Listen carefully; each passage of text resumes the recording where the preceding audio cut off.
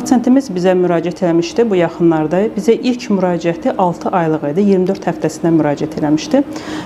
Bu uşaqda holoprozensefalit diaqnozunu qoyduq. Uşağımız tamamilə qüsurlu uşaq idi.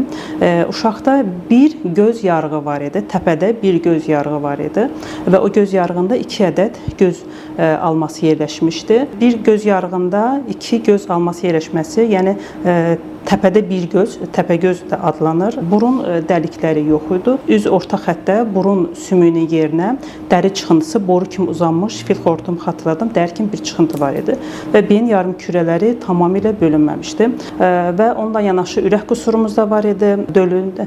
Uşağın böyrəyinin biri yox idi, tək böyrək idi və ürəkdə damarlı çıxışları düzgün formalaşmamışdı. Və burada əlavə genetik problemləri də var idi. Trisomiya 13 dediyimiz xromosom bir xəstəliyi də var idi.